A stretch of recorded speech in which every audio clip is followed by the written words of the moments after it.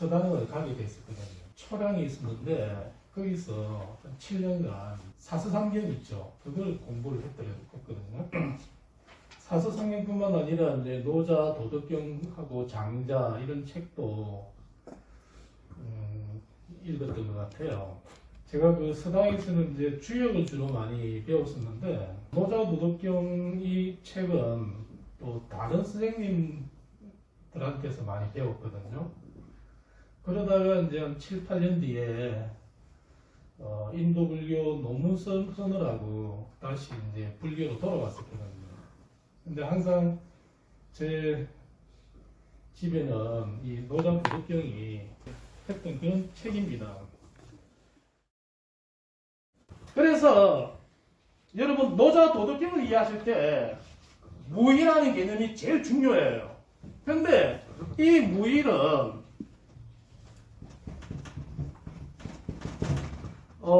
이런 개념도 있죠.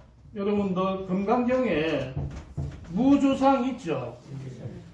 이렇게 표현하면 행입니다. 무주상행이 있잖아요. 금강경의 핵심은 상에 머물지 않고 행하는 겁니다. 그런데 무주상 빼고 행하는 거 있죠. 이 행이 하는 거는 중생이 하는 거죠. 그죠? 근데 무주상행 이렇게 되면 보살이나 부처님이 하시는 거잖아요. 노자 도덕경도 이 행이라는 글자는 우리가 행이라고 하잖아요. 행과 위는 같은 개념들입니다. 그러니까 우리가 무위라고 했을 때는 무주상 위의 준말이라고 생각하셔야 됩니다. 상에 머물지 않고 행위하는 거 있죠. 그래서 무위는 무주상위라는 뜻이에요. 그러니까 이 무주상 이게 생략된 거 있죠. 그게 무위라는 개념이에요. 그러니까 노자가 말하는 안 한다는 거 있죠. 이건 아예 안 하는 게 아니라 상에 머물지 않고 하는 거예요. 하는 겁니다. 그래서 무위라는 개념은 하는 것보다 더 강력하게 하는 것입니다. 예를 들면 이런 거예요. 손주들이 싸우잖아요. 그러면 그 시끄럽잖아요. 지금 금강경 공부하고 있는데 손주들이 막 엄청 싸워요. 사탕 하나 가지고. 그래가지고 이제 시끄러우니까 빨리 해결하려고 하면 가서 개입해야 되겠죠. 이게 행입니다. 그러면 쉽게 되잖아요. 이놈 자식 뭐 그러면서 야단 딱 치면 조용해지잖아요. 이게 위인데 노자가 말하는 무위는 개입을 안 해요. 그런데 끝까지 기다립니다. 기다리는 거 있죠. 그러면 개입하는 게 힘들어요? 기다리는 게 힘들어요? 기다리는 거 이거 진짜 힘듭니다. 기다리는 거 있죠. 정말 시끄럽잖아요. 그런데 그걸 다 기다리는 거 있죠. 그게 이제 무위입니다. 근데 기다리는 것이 아무것도 안 하는 게 아닙니다. 기다리는 것도 하는 것입니다. 아시겠죠? 노자가 기다리는 것은 상에 머물지 않고 기다리면서 해결되기를 이렇게 기다려주는 거 있죠.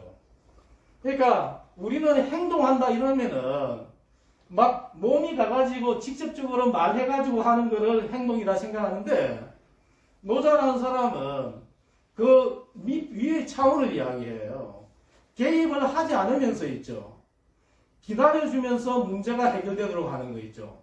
그게 무입니다. 그래서 아무것도 안 한다 이런 개념이 아니라는 거 있죠. 이게 이제 무이거든요. 그러면 이제 하지 않는다라고 하는 건 나 손 놓고 있다는 것이 아니다는 건지 아시겠죠? 아시겠죠, 그죠? 그러니까 그러한 어떤 불교식으로 말하면 상에 머물지 않고 행하는 것이 무의라는 개념이고, 동시에 또 무의는 원래는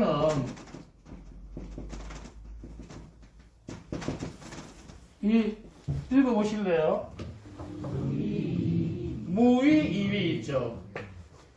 하지 않으면서 하는 거 있죠. 그래가지고 이 위이가 생략됐다 이렇게 이해하시는 거 있죠. 그러면 이제 무위라는 개념이 방점이 어디 찍히냐면 여기에 찍히는 것입니다. 안 하는 게 아니다라고 하는 거 아시겠죠? 여러분들이 노자 도덕경을 읽어보시면 여러분들이 젊었을 때 노자에 대한 선입견이 완전히 무너집니다. 이건 공자보다도 더 현실에, 더 정치에, 더 세계에 참여해요. 깊숙이.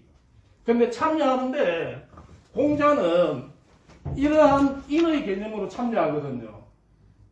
근데 노자는 무위 또는 이 도라는 개념으로 참여하거든요. 그래서 여러분들이 읽어가실 때, 이게 굉장히 적극적인 철학이구나 하는 것을 느끼실 거거든요. 노자. 그래서 이제 이 무위라는 하지 않는다, 억지로 하지 않는 거 있죠. 이런 게 이제 자연인데, 그래서 여러분들 제가 지금 제 몸이 있잖아요. 이 몸이 자연이거든요. 왜냐하면 내 마음대로 안 되잖아요. 몸. 그래서 이 몸이라고 하는 것은 가장 가까운 자연이에요. 그래서 이 인위적으로 하지 아니하는 그 모든 것들이 자연이라고 하는 거 있죠. 그리고 자연스럽다라고 이야기하는 것들이 다 이 무의자연하고 관련이 되는 거거든요. 여러분들 지금 연세들이 많이 드셨잖아요. 그러면 이게 처음에는 젊었는데 지금은 많이 이제 노쇠화됐잖아요. 근데 이게 억지로 그렇게 된 게 아니잖아요. 자연스럽게 됐잖아요. 노자는 이 자연스럽게 변화해가는 것들을 굉장히 따뜻한 눈으로 바라봅니다. 그러니까 우리 어머니들께서 애들 한 두서너 명 넘으면 34, 24, 34 불가능하잖아요. 몸빼기가. 그런데 애들은 있죠. 엄마 뚱뚱이라면서 그죠? 이렇게 폄하하는 거 있죠. 우리 세상이 그래요. 34, 24, 34 딱 머리에 그려놓고 근데 50대 아주머니들이 34, 24, 34 불가능합니다. 근데 이제 그 34, 24, 34라고 하는 그 기준이 있잖아요. 그런 걸 가지고 탁탁 이렇게 보면서 우리의 자연스럽게 늙어가는 몸 있죠. 이거를 아주 폄훼하는 거 있죠. 저는 노자 도덕경을 읽으면서 뭘 느꼈냐면 이렇게 자연스럽게 변화해가는 것이야말로 굉장히 고귀한 것이라 생각해요. 그래서 제가 머리 염색 안 하고 있죠. 머리도 안 깎아요. 사실은 안 깎고 싶은데 집에서 자꾸만 그래가지고 어떻게 강의를 하냐. 그거는 강의를 듣는 분들이 예의도 아니다라면서 다음 주까지 깎으라 그렇게 명령을 내리더라고요. 그래서 할 수 없이 이제 이번 주 금요일 정도에 머리를 깎으려고 하거든요. 근데 눈썹도 휘어요. 그러니까 자세히 거울 보면 신기해요. 신비스럽고 코털도 흰 게 몇 개 있더라고요. 신비해요. 너무 신비스럽게 보이는 거라. 그러니까 이렇게 자연스럽게 변화해가는 거 있죠. 그런 것에 대해서 폄하하지 않고 있죠. 그것을 그대로 온전하게 인정하는 거 있죠. 그게 바로 노자 철학의 지혜거든요. 여러분들 동양사상 하면 이 세 개의 축이 있거든요. 이제 잘 아시다시피 공자를 중심으로 하는 유교가 있죠. 그 다음에 이제 노자를 중심으로 하는 도교가 있거든요. 그 다음에 이제 불교가 있습니다. 근데 유교와 도교는 중국 사상이거든요. 반면에 불교는 인도에서 왔잖아요. 그러니까 외래 사상입니다.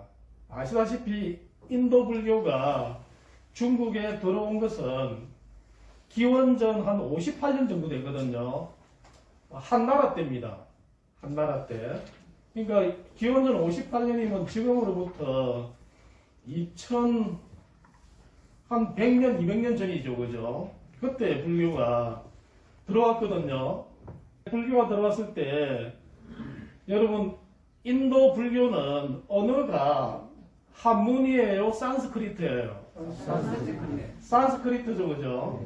그러니까 그 산스크리트가 중국어는 그 원전이 넘어오잖아요. 그죠? 원전을 가지고 왔을 텐데 그러면 이제 중국에서 그 산스크리트 원전을 한문으로 번역해야 될 거 아닙니까? 그죠? 그런데 이제 반야심경이나 이런 경전들은 불교가 전래되고 난 뒤에 한 3, 400년 반야심경이 이렇게 번역이 되는 거거든요. 그러니까 제일 처음에 들어왔을 때는 어느 경전이 들어왔는지 잘 몰라요. 그런데 대체로 그 경전들 중에 공사상 있죠. 중간사상 이런 텍스트들이 많이 들어온 것 같고 그 다음에 여러분 잘 아시는 화엄경 있죠. 이게 기원 한 2, 300년 정도에 나온 그 경전들이거든요. 그래서 이제 인도 그 경전들이 논서들이 중국말로 번역이 될 때 굉장히 중요한 개념들은 중국 사람들이 이해하기가 힘들었을 거예요. 특히 이제 반야심경에 공이라는 개념이 있잖아요. 공이라는 게 산스크리트로 이 순야라고 하거든요. 이 순야 이래가지고 순야파 하면 공성이 되는데 이 순야라고 하는 이 말을 이제 공으로 이렇게 번역하거든요. 그런데 이 중국에는 공이라고 하는 게 허공이잖아요. 근데 순야는 허공 개념이 아니라 제로예요. 제로. 0입니다. 0인데 중국에서는 이게 허로 이제 번역이 허하고 비슷한 개념인데 이 순야를 처음에 이제 공이라는 뜻을 중국 사람들이 이해하기 어려우니까 이 어떤 개념으로 이렇게 하냐면 무라는 개념으로 번역을 많이 해요. 그러니까 이 무라고 하는 이 개념은 노자 도덕경과 장자의 아주 그 핵심되는 개념으로 나오고 있는 거거든요. 그러니까 중국 사람들한테는 무라는 개념이 있죠. 이게 이제 무라는 개념이 없다는 개념이 아닙니다. 이거는 그래서 이제 노자 도덕경에는 이 개념과 이 말이 많이 나오거든요. 근데 이제 한참 뒤에 나중에 이제 이게 다시 이제 공으로 번역이 되는 거거든요. 이 정도 번역이 되려고 한다면 불교가 엄청나게 많이 중국의 그 많은 사람들에게 회자가 될 때 저 공의 번역이 이루어지게 되는 거거든요.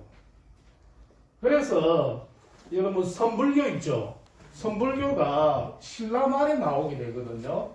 신라말에 그 앞에는 이제 종파불교하고 여러분 함종 있죠. 법화종, 천태종 있죠. 이런 그 종파 불교였는데 신라말에 이제 선불교가 우리나라에 들어오게 되는 거거든요. 근데 이 선불교가 이렇게 중국에 이렇게 크게 퍼질 수 있었던 그 토대는 이 밑바닥에 있죠. 이 도가 사상 있죠. 이런 게 굉장히 많이 깔려 있기 때문에 그렇게 가능했던 것이거든요. 그래서 그 절집의 스님들께서는 이 노자라든지 장자 이런 경전들을 되게 많이 그 공부를 하셨거든요. 인용도 많이 하시고 있죠. 불교하고 굉장히 친하죠. 가깝죠. 여러분 이제 아까 우리가 이 유교라고 말씀드렸잖아요. 그 다음 하나가 이제 도교라고 말씀드렸는데, 이 자세하게 말씀드리기는 참 힘든데, 유교라고 하는 것은 대체로 이 읽어보실래요? 문명 있죠, 문명. 이 문명 어떤 질서 또는 윤리 이런 것들을 구축하는 게 유교의 가장 중요한 가르침 목적이거든요. 그러니까 이 질서가 잘 유지되기 위해서는 이 윤리 도덕이라는 게 확고하게 뿌리를 내려야 되겠죠, 그죠? 윤리 도덕이 무너지게 되면 문명이 무너지잖아요. 그런 면에서 이제 유교는 이 문명을 강조한다면 이 도교라고 하는 것은 읽어보실래요? 자연을 강조한다는 것이거든요. 그래서 오늘 주제는 말이죠. 자연과 문명을 말씀드릴게요. 그래서 가장 중요한 노다의 그 책 81장을 전체적으로 이해하시려면 자연이 뭐고 문명이 뭐고 하는 것을 알게 되면 있죠. 노자의 구절들이 상당히 많이 이해가 되는 거거든요. 그런데 여러분들께서는 지금 자연, 문명 이거 아는 거잖아요. 그죠? 아는 건데 그럼 이제 자연이 뭐냐 이렇게 여쭤보면 뭐 산이나 해나 태양이나 바다 뭐 이런 것들 자연이라 생각하시잖아요. 그죠? 그거는 이제 자연을 구성하는 요소들이겠죠. 이게 자연에 대한 정확한 표현은 아닌 거 아니에요. 그죠? 근데 이제 이게 쉬운 게 아니거든요. 태양이다, 달이다, 별이다, 바다다 이런 게 자연이다 뭐 이렇게 말씀하시는데 지금 글자가 스스로 자자죠. 그 다음에 연자는 뭐예요? 그러할 연자잖아요. 그러니까 자연이라는 개념은 스스로 또는 저절로 그러하다 이런 거 의미잖아요. 그죠?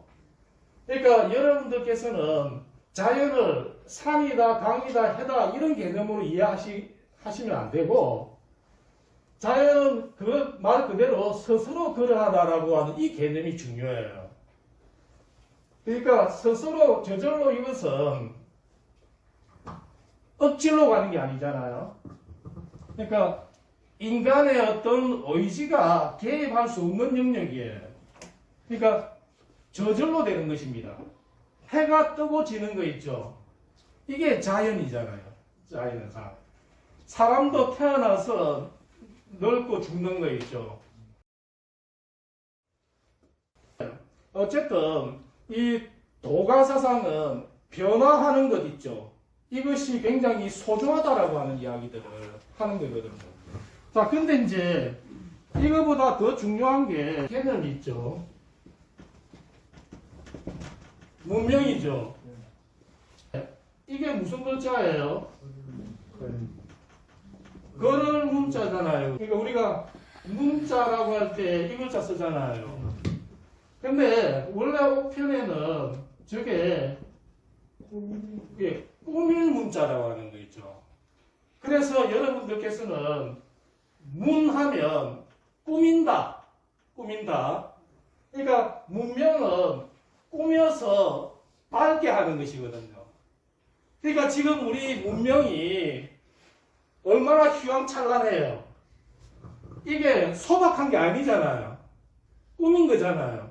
그러니까 문명이란 다른 게 아니라 꾸며서 밝게 하는 것이고 또 이런 글자도 있죠. 이건 뭐예요? 문화 있죠. 꾸며서 변화시켜 가는 겁니다. 그래서 이제 미개한 자연을 문화로 바꿔가는 거 있죠.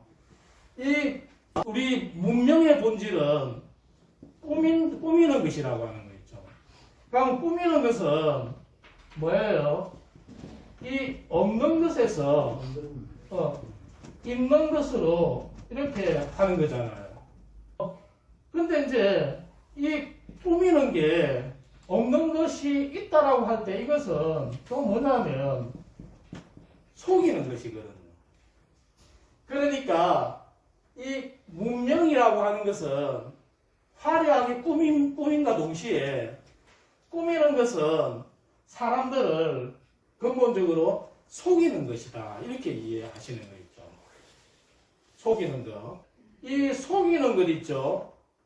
그리고 이제 꾸미는 것을 이 인문학에서는 이 꾸미는 것을 뭐라고 하냐면 상징이라 하거든요. 상징. 자, 이거를 꼭 기억하셔야 됩니다. 요 상징이라고 하는 거 있죠. 꾸미는 거 있죠. 철학에서는 그걸 심벌이라 하거든요. 자, 여기 예를 들면 그 교회 있죠. 십자가 있죠. 이거 심벌이잖아요. 상징이죠. 그리고 상징은 반드시 의미가 있거든요. 그러니까 뭘 만들어 놓고 거기에 의미 부여하잖아요. 그러니까 교회 십자가 이런 것들은 쇠로 만들거나 나무로 만드는데, 근데 저렇게 딱 모양으로 만들게 되면 의미가 발생해요. 그러니까 교회 십자가는 어떤 의미냐면 구원이에요. 구원. 그러면 이제 제가 입고 있는 양복 있잖아요. 이게 심벌이에요. 그러니까 동물들은 심벌이 있어요, 없어요? 없죠. 동물들은 안 꾸며요. 인간은 있죠. 나자마자 꾸미기 시작해요. 옷 입는 것부터 꾸미는 거예요. 그 다음에 손으로 안 묶잖아요. 숟가락, 젓가락 묶잖아요. 꾸미는 것입니다. 이런 게 이제 문명이거든요. 그러면 이 교회 십자가 그 쇠 나무에 구원이 있습니까, 없습니까? 없잖아요. 젊은 청춘 남자들이 반지 교환하잖아요. 그럼 반지는 상징이잖아요. 그럼 상징인데 그 반지는 의미가 사랑이겠죠. 그런데 반지 그 자체는 사랑이 있어요, 없어요? 없잖아요. 그러니까 반지 그 자체에는 사랑이 없는데 그 의미를 부여해가지고 그래서 이제 서로 연인이 되는 거 아닙니까? 그죠? 여러분 처음 사귈 때 첫날부터 반지 교환한 사람 없잖아요. 그죠? 그런데 처음 사귈 때는 정말 너무 좋잖아요. 처음에 사귈 때는 손만 잡아도 깜짝깜짝 놀라잖아요. 근데 시간이 가면 갈수록 무뎌지잖아요. 그러니까 불안하잖아요. 그러니까 이제 반지 교환해야 돼요. 헤어질까봐. 그러니까 문명이라는 게 좀 그런 면이 있거든요. 어쨌든 이 상징이라고 하는 것은 본래 없는데 있다고 꾸미는 것들이다라고 하는 거 있죠. 그러니까 우리가 지금 눈으로 보고 있는 모든 것들은 다 심벌들입니다. 그 판사들 입고 있는 옷 있잖아요. 이거 심벌이에요. 그러니까 그런 식으로 이제 꾸미는 것이 문명의 본질인데, 그러면 교회 십자가를 구원이라고 이렇게 꾸미는 것은 그 꾸미는 있죠. 도구는 무엇일까요? 나무, 쇠 이런 것들 가지고 이렇게 만들잖아요. 그죠?